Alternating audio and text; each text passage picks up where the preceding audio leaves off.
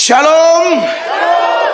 Segala pujian bagi Tuhan Yesus yang melalui Bapak Gembala, Bapak Lukas dan Ibu Susan dan tim telah menerima saya untuk menjadi kawan sekerja di ladang Tuhan, untuk berbagi berkat Tuhan pada ibadah raya sebanyak 4 kali di GBI Goshen Blessing Surabaya. Perkenalkan, saya Pendeta Mel Atok dari NTT, dari Kota Kupang. Saya datang bersama istri terkasih. Kami menggembalakan satu gereja karismatik di Kota Kupang, yaitu EOG Amazing Grace atau Gereja Sidang Jemaat Allah Amazing Grace. Dan kami mengucap syukur bahwa di dalam pengembalaan kami diizinkan Tuhan bermitra dengan gereja manapun yang sepakat berdiri di atas firman Allah. Dialah saudaraku dan aku juga saudaranya. Kita saling melengkapi, saling menguatkan. Dan khusus gereja Bethel Indonesia, saya sudah sering bekerja sama dan bukan kelompok yang asing bagi saya, karena saya banyak belajar juga dari hamba-hamba Tuhan di gereja Bethel Indonesia. Saya dan istri sudah menikah dari tahun 2009 ya. 2009 ya. Dan kami berdoa, kami minta Tuhan kiranya berkenan memberikan kami 4 orang anak, dan kami minta langsung terang benderang, kami minta 4 anak laki-laki semua. Iya, tentu punya alasan khusus karena ponakan saya banyak perempuan. Jadi saya dan istri bersepakat minta semua anak harus cowok. Ya, dan sekarang anak kami sudah 4, semuanya cowok. Tuhan baik, Tuhan luar biasa. Jadi kami cukup 4, saudara-saudara ya. Ya, bagi yang mau KB silakan, tapi saya sudah minta dari dulu 4. Jadi Tuhan karuniakan kepada kami 4 orang anak. Dan kami memberikan nama kepada anak-anak kami unik, lain daripada yang lain. Mungkin tidak ada di Surabaya, bahkan tidak ada di Indonesia. Karena nama anak kami itu seturut urutan abjad. Anak pertama namanya Absdev, anak kedua namanya Gitskel, anak ketiga namanya Nopkirs, anak keempat namanya Tufixis. Itu dari A sampai Z. Jadi saya ambil semua huruf, urut-urutannya seperti itu. A, B, C, D, E, F bacanya Absdev. G, H, I, J, K, L bacanya Gitskel. M, N, O, P, Q, R, S bacanya Nopkirs. T sampai Z Tufixis. Ya, itu anak-anak kami. Mungkin bapak-bapak kurang suka, tapi itu anak kami. Ya, karena nama di Indonesia ini kan sudah banyak. Saya pikirkan dari sejak saya bertobat sampai sekolah teologi, sampai ketemu istri, saya share. Saya sudah doakan sejak saya bertobat bahwa nama anak-anak saya harus seperti ini. Kalau orang NTT bilang kalau Nona mau, berarti harus sejalan dengan saya. Dan Nona bilang terserah kakak saja. Maka kami sepakatlah memberi nama anak-anak kami seperti itu. Dan itu ada artinya, Bapak Ibu jemaat terkasih. Ya, karena orang Israel kalau kasih nama kepada anak mereka itu harus ada arti. Seperti Daniel, itu Allah hakimku. Yehezkiel, Allah kekuatanku. Ismael dari kata Shema dan El, Allah mendengarkanku. Ya, maka anak-anak saya juga harus ada arti. Absdev itu artinya anak berkat, cinta, damai, empati, firman. Gitskel itu generasi haus Injil, jalan kehidupannya lurus. Nopkes itu manusia nyatakan otoritas, power, quality raja sorgawi. Tufixis yang kami masih pusing, jadi belum ada artinya. Masih kami doakan karena anak itu baru 1 tahun lebih. Kami masih gumuli artinya, ya. Dan kami bersyukur bahwa anak-anak kami didik dalam pengenalan yang benar akan Tuhan. Hanya itu pengenalan singkat dari saya. Saya mengajak kita membuka Alkitab kita, jemaat terkasih, terambil dari Roma pasal 14 ayatnya yang ke-17. Roma pasal 14 ayat 17. Mari kita membacakan ayat ini bersama-sama dalam hitungan yang ketiga ya. 1, 2, dan 3. Sebab kerajaan Allah bukanlah soal makanan dan minuman, tetapi soal kebenaran, damai sejahtera, dan sukacita oleh Roh Kudus. Bapak Ibu jemaat yang diberkati oleh Tuhan Yesus Kristus, waktu saya dihubungi oleh Kak Nana atau Kak Diana, beliau tidak kasih tema apa-apa, katanya Pak Pendeta bebas saja bicara apa. Begitu, maka hari ini di ibadah rayanya yang pertama dari GBI Ghost and Blessing ini, saya menyoroti tema Roh Kudus dan orang Kristen sejati. Sekali lagi, tema kita adalah Roh Kudus dan orang Kristen sejati. Kenapa harus pakai istilah Kristen sejati, Bapak Ibu jemaat terkasih? Karena kalau kita belajar Alkitab, ada sejumlah data, sejumlah ayat di dalam firman Tuhan yang memberi informasi atau penggambaran bahwa ternyata ada Kristen yang sejati atau yang asli, tapi juga ada Kristen yang palsu, saudara-saudara. Ditandai dengan istilah-istilah seperti ada lalang di antara gandum, ada yang namanya ranting berbuah, ada pula ranting tidak berbuah. Di bagian yang lain Yesus berkata, waktu dia kembali nanti dia akan pisahkan domba sebelah kanan dan kambing sebelah kiri. Ketika kita bicara tentang lalang, itulah orang-orang yang mungkin KTP-nya Kristen, dalam kartu keluarganya Kristen, lahir dari keturunan Kristen, tapi tidak mengalami yang namanya kelahiran baru. Itu juga istilah yang ditujukan kepada ranting-ranting tidak berbuah. Kalau ranting berbuah, itu bicara tentang Kristen asli, Kristen sejati, mantan orang berdosa, mantan orang kotor yang tidak layak dan tidak pantas. Tapi puji-pujian tadi, dan saya baru mendengar lagu itu yang ada kata kapasitas itu. Itu kayaknya lagu di gereja sini ya. Oh pantas, saya belum pernah dengar, dan lagunya luar biasa banget. Itu lagu memang harus di-share di tempat saya. Itu lagu keren. Dan dalam lirik lagu itu ada istilah ciptaan baru, saudara-saudara. Ciptaan baru itu seturut 2 Korintus 5 ayat 17. Firman Allah berkata, jadi barang siapa yang ada dalam Kristus, dia adalah ciptaan baru. Yang lama sudah berlalu, sesungguhnya yang baru sudah datang. Itulah Kristen-Kristen sejati, mantan orang kotor seperti saya. Saya percaya Pak Lukas punya cerita, Ibu Susan punya cerita, para pelayan di sini jemaat sekalian, Anda punya cerita bagaimana background saya dan saudara, masa lalu saya dan saudara. Tidak ada yang namanya keturunan Adam dan Hawa yang putih bersih. Semua kita orang berdosa. Roma pasal 5 ayatnya yang ke-12, firman Allah mengatakan demikian. Sebab itu sama seperti dosa telah masuk ke dalam dunia oleh satu orang, dan oleh dosa itu juga maut. Demikianlah maut itu telah menjalar kepada semua orang, karena semua orang telah berbuat dosa. Lalu ditambah lagi di ayat 19 dari Roma 5 ini. Ayat 19 firman Allah berbunyi, jadi sama seperti oleh ketidaktaatan satu orang, semua orang telah menjadi orang berdosa.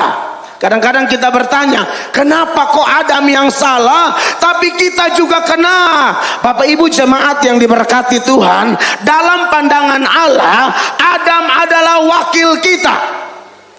Kalau dia benar, maka kebenarannya akan terjadi kepada kita semua yang diwakilkan olehnya. Contoh, kalau saudara suka sepak bola misalnya, timnas Indonesia lawan timnas Singapura, ya, Yang bermain hanya timnas. Kemarin saya live dengan salah satu pemain timnas dari daerah saya, yaitu Yabes Roni. Dia pemain timnas asal NTT dari Pulau Alor. Saya live dan itu pemain timnas yang takut Tuhan, mengasihi Tuhan, mengandalkan Tuhan. Betul-betul karirnya telah dipakai Allah menjadi kesaksian luar biasa bagi banyak orang. Nah, waktu mereka, Yabes dan teman-temannya bermain misalnya, mereka itu wakil kita semua, seluruh Indonesia, mulai dari Sabang sampai Merauke, dari Pulau Miana sampai Rotendao. Jadi kalau mereka menang, orang akan bilang Indonesia menang. Tapi kalau mereka kalah, orang akan bilang Indonesia kalah. Saya dan Pak Lukas tidak ikut bermain di lapangan hijau, tapi waktu kalah kita juga orang Indonesia, orang Surabaya, orang NTT, semua orang Indonesia.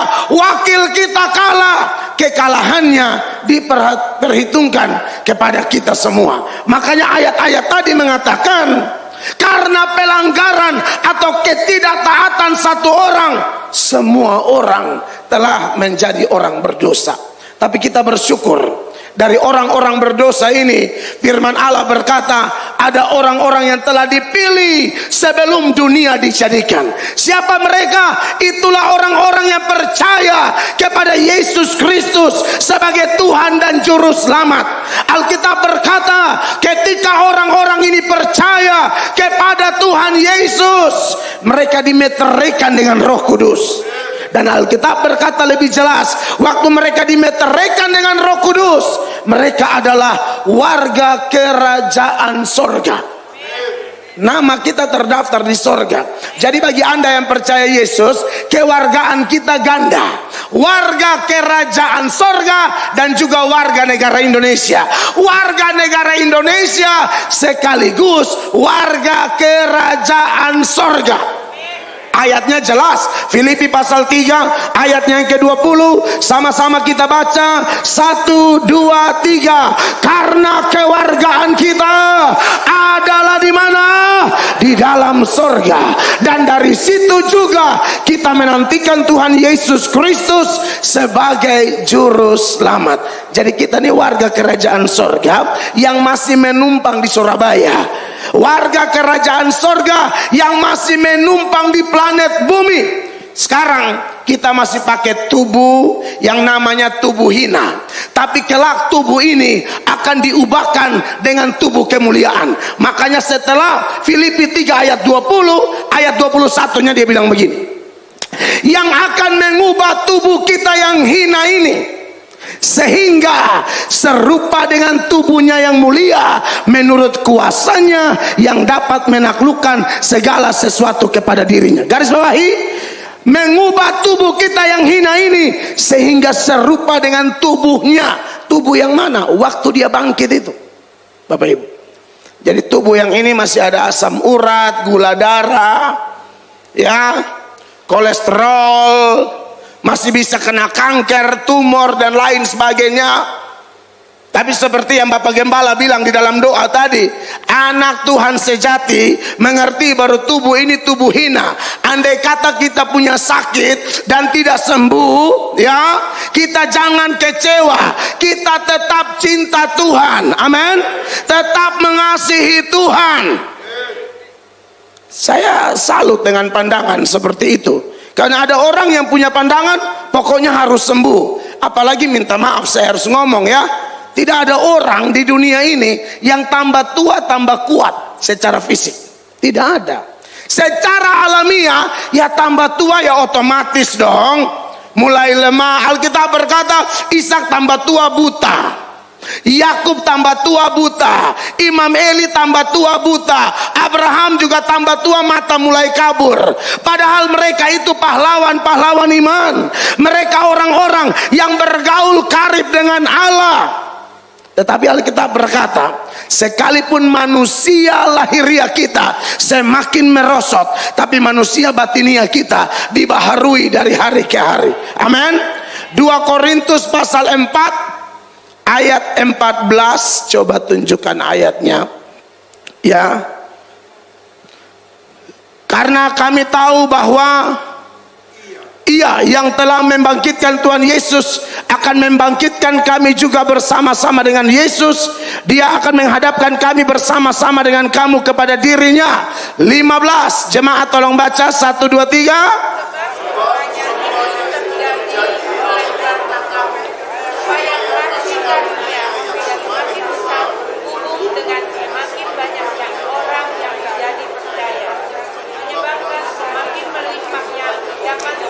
bagi 16, sama-sama kita baca 1, 2, 3. Sebab itu kami tidak tawar hati, tetapi meskipun apa, manusia lahiriah kami semakin merosot, namun apa, manusia batinia kami dibaharui dari sehari ke sehari. Jadi jangan ada orang yang beranggapan kalau ada hamba Tuhan sakit berarti hamba Tuhannya kurang beriman. Kata siapa? Itu pandangan dari mana? Nabi Elisa meninggal karena sakit. Bapak Ibu pernah baca ayatnya? Nabi Elisa meninggal gara-gara apa? Gara-gara sakit. Kurang dahsyat apa pelayanan Nabi Elisa? Dalam 2 Raja-Raja, semoga tidak salah ya, 14 ayat 13. 2 Raja-Raja 14 ayat 13, firman Allah, oh itu makanya salah kan. 2 Raja-Raja 13 ayat 14. Kalau ini juga salah, tidak usah cari lagi. Oh dia sudah. Ketika Elisa menderita sakit yang menyebabkan apa? Masa gara-gara Elisa ya meninggal gara-gara sakit? Ada di antara kita atau orang Kristen yang berani berkata, wah Elisa kurang beriman tuh, Elisa kurang doa tuh. Jangan begitu dong, ini masa tuanya dia, ya wajarlah. Amin, kekasih Allah. Makanya dibandingkan dengan tulisan Rasul Paulus yang mengatakan sekalipun manusia lahiriah kami semakin merosot, tapi yang paling penting manusia batinia kita, amin, semakin dibaharui, semakin dipenuhi Roh Kudus, semakin dikuasai, semakin dikendalikan, sehingga kapanpun nomor antrian meninggal kita tiba, kita meninggal sebagai orang yang percaya Yesus, sebagai orang yang betul-betul yakin, tahu nama kita terdaftar di sorga, amin. Jadi bagi kita kematian bukan sesuatu yang menakutkan. Paulus bilang apa? Hidupku bagi Kristus, mati adalah keuntungan. Kenapa? Karena tutup mata di sini, buka mata di sana. Itu prinsip anak Tuhan. Nah, Bapak Ibu jemaat yang diberkati oleh Tuhan Yesus, itulah orang Kristen sejati. Orang yang dimeteraikan dengan Roh Kudus dan dia adalah warga kerajaan Allah. Dan sebagai warga kerajaan Allah, sekalipun dia masih tinggal di dunia, tapi suasana kerajaan Allah itu ada di dalam kehidupannya, rumah tangganya, bisnisnya, pelayanannya, apa yang dia kerjakan, dia dipimpin, dikendalikan, dikuasai oleh Roh Kudus. Dan kalau dia dikuasai oleh Roh Kudus, nah ini menarik nih. Menurut Nats, Roma pasal 14 ayat 17, dia bilang kalau bicara tentang kerajaan Allah itu bukan soal makan minum.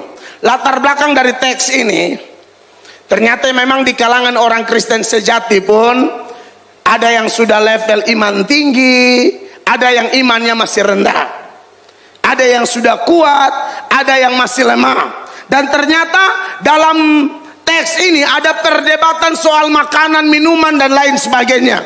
Makanya kalau kita lihat di bagian sebelumnya, di dalam Roma 14 ayat 1 sampai ayat 3 ya. Ayat 1 dia bilang begini. Dalam ayat 1, terimalah orang yang lemah imannya tanpa mempercakapkan pendapatnya. Ini orang Kristen sejati sama-sama, tapi ada yang sudah kuat, ada yang masih lemah, ada yang sudah dewasa, ada yang sedang bertumbuh atau baru bertumbuh. Ayat 2, yang seorang yakin bahwa ia boleh makan segala jenis makanan, tetapi orang yang lemah imannya hanya makan sayur-sayuran saja. Lalu ayatnya yang ketiga, siapa yang makan janganlah menghina orang yang tidak makan, dan siapa yang tidak makan janganlah menghakimi orang yang makan, sebab Allah telah apa? Menerima orang itu. Jadi memang kadang-kadang ada orang yang menganggap dewasa tetapi suka menghakimi, suka memandang rendah orang yang baru-baru. Saya berharap besar bahwa di GBI Goshen Blessing tidak ada jemaat seperti itu. Amin. Yang suka ukur orang, lihat orang, wah kurang rohani nih, wah begini-begini, mengukur orang, merendahkan orang. Nah, kasus seperti ini yang terjadi ketika Paulus tulis surat Roma ini. Ada orang percaya sejati yang lain yang menganggap rendah orang percaya sejati yang lain. Walaupun sudah sama-sama sejati, tapi gesekan seperti itu kadang-kadang ada dalam gereja. Saya percaya Pak Lukas punya pengalaman luar biasa sejak Tuhan percayakan menggembalakan gereja ini. Karena pendeta itu kan di mana-mana kita tahu, jemaat 10 masalahnya 10, jemaat 100 masalahnya 100, jemaat 1000 masalahnya 1000. Kalau pendetanya tidak dipimpin Roh Kudus, bahaya. Di California waktu saya khotbah di Amerika, panitia jemput saya dan dia berkata, Pak Pendeta tahu nggak, beberapa waktu yang lalu ada pendeta di California meninggal bunuh diri. Karena menurut survei, satu pekerjaan dengan tingkat stres yang paling tinggi salah satunya adalah menjadi pendeta. Tidak gampang loh jadi pendeta. Makanya dilarang keras jemaat bicara gosip nama pendeta di belakang-belakang. Aduh, Anda tuh bahaya. Ingat, Datan, Abiram dan Korah itu omong nama Musa, bumi terbelah, telan mereka hidup-hidup. Jangan coba-coba mengusik hambaku yang kurapi, kata Alkitab. Kalau mau menyampaikan sesuatu kepada gembala atau kepada pemimpin dengan penuh kasih, di bawah 4 mata, dengan penuh ketulusan, jangan sebarkan gosip yang aneh-aneh di belakang. Oh, bahaya. Di dalam kitab Bilangan itu Alkitab berkata bahwa Tuhan sebenarnya bisa saja kasih masuk Israel dari Mesir ke tanah Kanaan untuk 40 hari. Tapi karena bersungut-sungut sering mempersalahkan Tuhan dan Musa, Tuhan hitung 1 hari jadi 1 tahun. Jadi 40 hari menjadi 40 tahun. Harusnya banyak kita, masalah kita sudah cepat Tuhan selesaikan 2 hari ke 1 minggu ke. Tapi ada dosa seperti itu, Allah putar kita lebih lama. Hati-hati Bapak Ibu terkasih. Amin. Nah, oleh karena itu, jemaat yang diberkati oleh Tuhan Yesus, dari latar belakang seperti inilah kemudian Paulus menekankan, kita ini kan warga kerajaan Allah. Dan kalau bicara tentang kerajaan Allah, tidak bicara tentang makan dan minum, tapi bicara tentang apa? Kebenaran, damai sejahtera, dan sukacita oleh Roh Kudus. Amin. Jadi kita memang warga kerajaan sorga yang masih di dunia, tetapi kita sudah mengalami suasana kerajaan Allah itu. Jadi kerajaan Allah itu Bapak Ibu, kemarin di gereja saya bahas ini secara detail dengan tema The Kingdom of God. Kerajaan Allah itu bisa berarti tempat, bisa berarti keadaan. Kalau tempat, nanti kita meninggal kita masuk ke sana, kita yang datang ke sana. Tapi kalau keadaan, suasana itu yang datang kepada kita. Kapan? Ketika Roh Kudus bekerja. Makanya ketika Yesus usir setan dari seseorang dengan kuasa Roh Allah, dalam Matius 12 ayat 28, Tuhan Yesus berkata demikian. Sebelum saya lanjut, Pak Lukas, saya berhenti di jam berapa ya? 8:30 atau 8:25? Oke, siap. Saya harus tahu supaya saya berhenti tepat waktu. Saudara yang diberkati oleh Tuhan Yesus, ayat ini berkata, tetapi jika aku mengusir setan dengan kuasa Roh Allah, maka sesungguhnya apa? Kerajaan Allah sudah datang kepadamu. Jadi itulah suasana kerajaan sorga. Kapan? Ketika setan pergi, Roh Kudus bekerja. saudara, banyak kali setan itu membuat orang terkecoh dan menganggap setan itu ada di kuburan. Saya yakin setan bisa ada di situ. Pohon besar, rumah angker, rumah kosong. Tapi sebenarnya itu setan sedang mengalihkan fokus kita.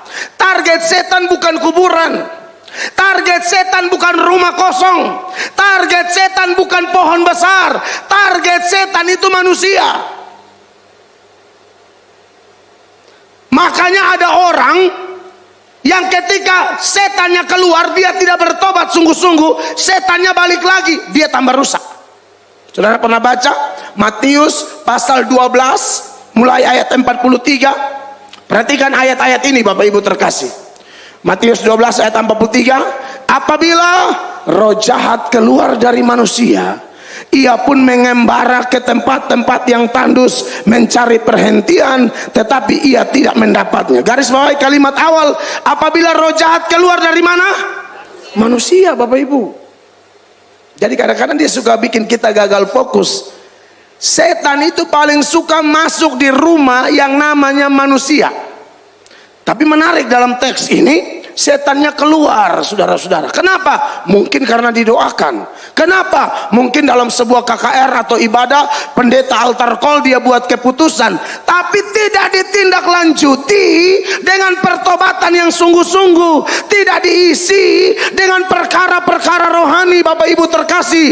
Maka yang terjadi apa? Setannya pergi, tapi dia kembali, dia cek lagi. Kalau ada isi, dia nggak bakalan masuk lagi. Kalau ada Roh Kudus, dia tidak akan masuk lagi. Kalau ada kekudusan, ada firman Allah, ada kehidupan yang berkorban untuk kepentingan pekerjaan Allah, setan nggak bakalan masuk lagi.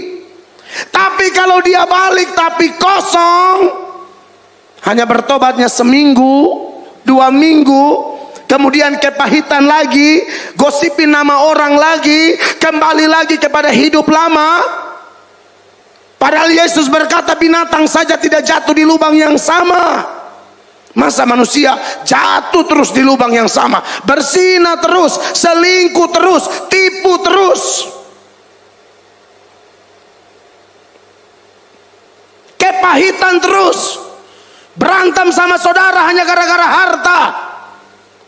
Anak-anak bilang, ayo damai ma sama tante, tunggu Natal sekalian. Memangnya mama tahu mama sampai Natal? Kalau Agustus Tuhan cabut napas bagaimana? Pas 17 Agustus, pas bendera lagi naik, napas juga putus. Dari mana kita tahu kita sampai Desember? Kita yang atur hidup kita atau Tuhan yang atur? Tombol jantung kita tuh ada di sorga. Sudah ada nomor urutnya, Tuhan tekan stop. Jadi kalau masih jalan, tolong periksa hidup kita baik-baik. Kalau tidak, setan masuk. 44, perhatikan dari Matius 12 tadi. Lalu ia berkata, aku akan kembali ke rumah yang telah kutinggalkan itu. Maka pergilah ia dan mendapati rumah itu kosong, bersih, tersapu dan rapi teratur. Bersih, tersapu, rapi teratur, tapi kosong, Bapak Ibu. Maka yang terjadi apa? 45, 1, 2, 3 sama-sama, 2, 3. Lalu ia keluar dan apa? Mengajak 7 roh lain yang lebih jahat daripadanya, dan mereka masuk berdiam di situ. Maka akhirnya keadaan orang itu lebih apa? Lebih buruk daripada keadaannya semula. Demikian juga akan berlaku atas angkatan yang jahat ini.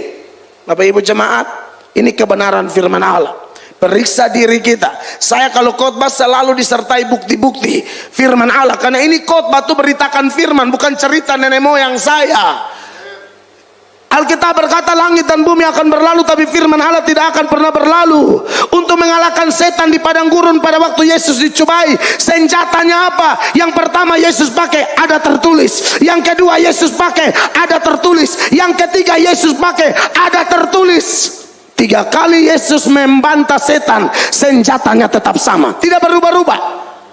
Tidak, yang pertama firman, yang kedua logika, Yang ketiga pengalaman. Oh tidak. Yang pertama ada tertulis. Yang kedua ada tertulis. Yang ketiga ada tertulis. Senjatanya tetap sama. Amin Bapak Ibu. Maka perhatikan kebenaran ini. Bahwa kalau tidak jaga hati, seperti Amsal bilang, jagalah hatimu dengan segala kewaspadaan, karena dari situlah terpancar seluruh kehidupan. Tidak jaga hati, setan keluar, dia masuk kembali. Kita jauh lebih jahat dari masa lalu kita. Tetapi kita bersyukur kalau Anda periksa baik-baik diri Anda dan bertobat sungguh-sungguh, terima Yesus sungguh-sungguh, mengisi hari-hari kita dengan perkara-perkara kudus, dengan perkara-perkara mulia, maka setan tidak mungkin kembali lagi. Betul, dia keliling seperti singa yang mengaum-ngaum, tapi singanya ompong.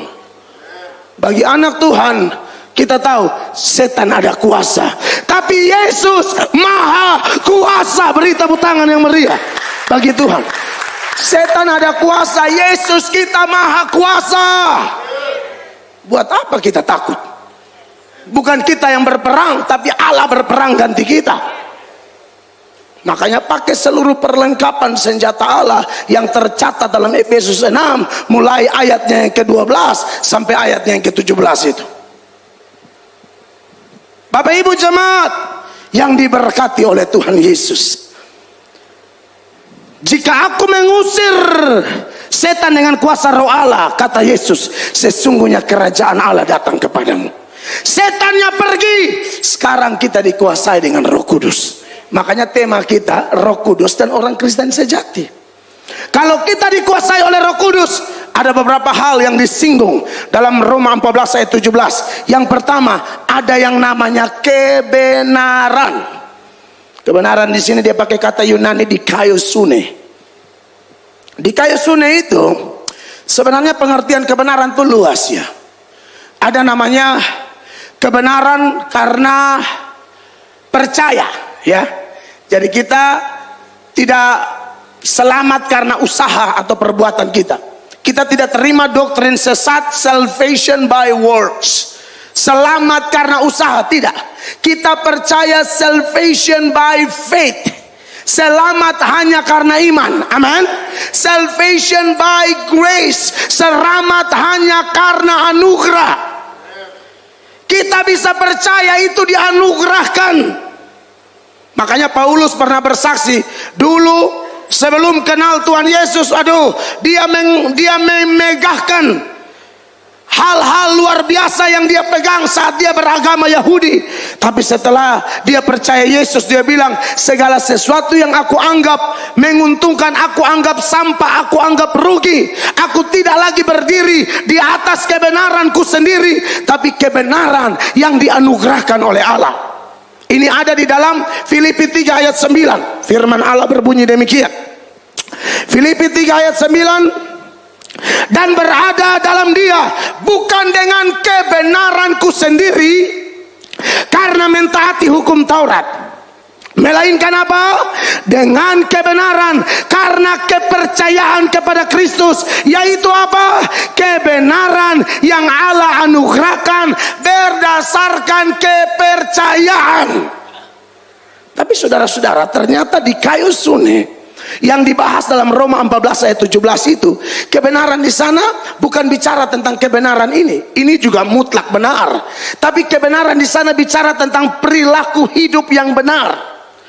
Orang kalau sudah menerima anugerah keselamatan, maka tidak bisa tidak, pola hidupnya pasti pola hidup kebenaran. Amin saudara. Perilaku moralitasnya itu menjadi kesaksian yang luar biasa. Inilah yang membedakan mana Kristen asli, mana Kristen palsu. Salah satunya adalah melalui buah-buah kehidupannya. Ingat Bapak Ibu jemaat, Kristen itu artinya transparansi Kristus. Kita seperti ikan dalam akuarium. Orang melihat gerak-gerik kita. Kepada jemaat di Korintus, Paulus berkata, kamu suratan yang terbuka yang dapat dibaca oleh semua orang. Amin. Kita belum ke sorga, tapi kita warga kerajaan sorga. Maka wajib hukumnya selagi kita ada di dunia ini, kita memiliki karakter anak-anak kerajaan. Kalau Anda suami, suami yang punya karakter itu. Kalau Anda istri, istri yang punya karakter itu.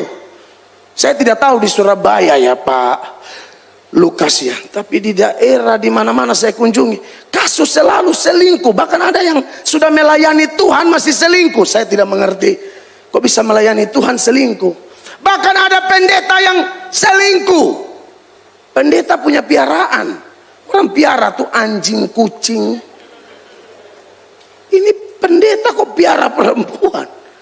Waduh, ngeri banget. Tapi tetap melayani, tapi tetap berkhotbah. Saya ketemu, mungkin ini orang dari Surabaya, saya ketemu di New York.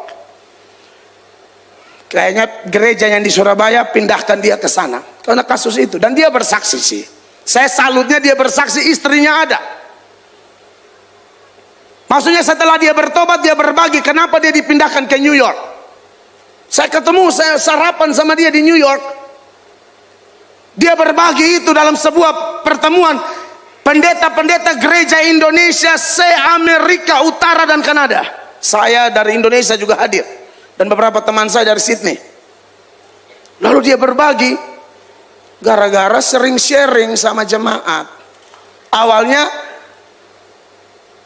sharing-sharing, lama-lama sering-sering, lama-lama serong-serong, tumbang. Padahal dia bilang apa? Sementara malam dia selingkuh. Pak Lukas, saya harus ngomong, saya mengasihi gereja Goshen. Dia selingkuh malam, pagi dia masih khotbah bahasa roh luar biasa.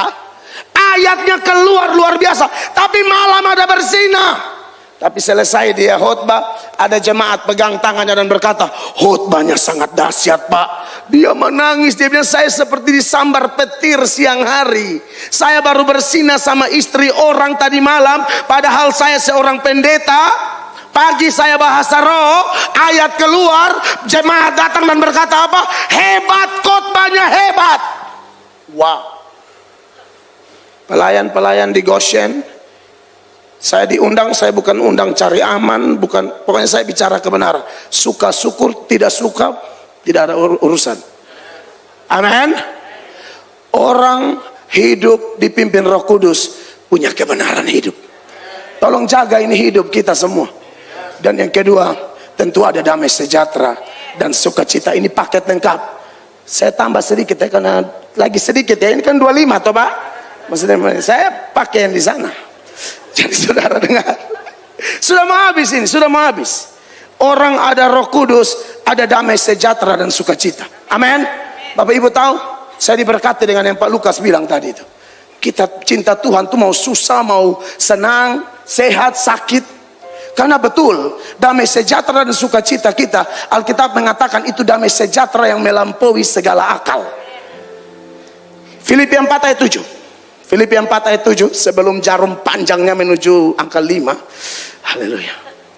Damai sejahtera Allah yang melampaui segala akal akan memelihara hati dan pikiranmu dalam siapa? Kristus Yesus. Bapak Ibu dengar, damai sejahtera dalam Roh Kudus itu melampaui segala akal. Kalau damai sejahtera yang masuk akal itu bagaimana? Pas ada duit, damai sejahtera sukacita. Pas proyeknya gol, damai sejahtera sukacita. Pas bisnisnya naik, damai sejahtera sukacita. Kalau dalam keadaan sehat, damai sejahtera sukacita. Tapi bisakah Anda tetap mengasihi Tuhan, punya damai luar biasa seperti Sadrak, Mesak, Abednego, seperti Daniel di dalam gua singa? Damai yang melampaui akal artinya, sekalipun proses hidup itu pahit, tapi engkau tetap berkata, bagiku Yesus adalah Tuhan dan Raja. Sekali Yesus tetap Yesus. Sebagai ayat terakhir, benar-benar terakhir, Kisah Para Rasul pasal 5 mulai ayat 40. Ini Petrus dan murid-murid dicambuk, tapi heran loh, karena cambuk kok gembira. Anda pernah baca ini ayat? Mereka memanggil rasul-rasul itu, lalu menyesah mereka dan melarang mereka mengajar dalam nama Yesus. Sesudah itu mereka dilepaskan. Di sesatu dicambuk versi Yahudi 40 kurang 1, 39 kali. Kalau Petrus ada di sini, dia buka baju, Anda lihat bekas cambukannya itu, Anda menangis. Tapi ayat 41 berkata, rasul-rasul itu apa? Meninggalkan sidang mahkamah agama dengan apa?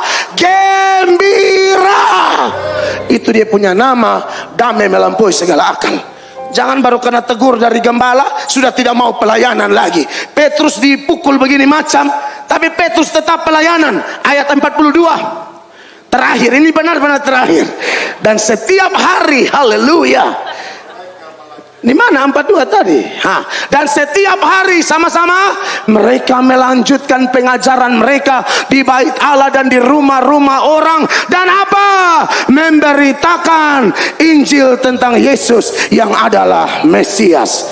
Orang punya Roh Kudus, Anda bisa mengalami hal ini. Dalam keadaan susah pun Anda tetap rajin gereja, rajin doa pagi, doa puasa, bukan tunggu zona nyaman. Beri tepuk tangan yang meriah bagi Tuhan Yesus Kristus. Thank you for the happiest year of my life.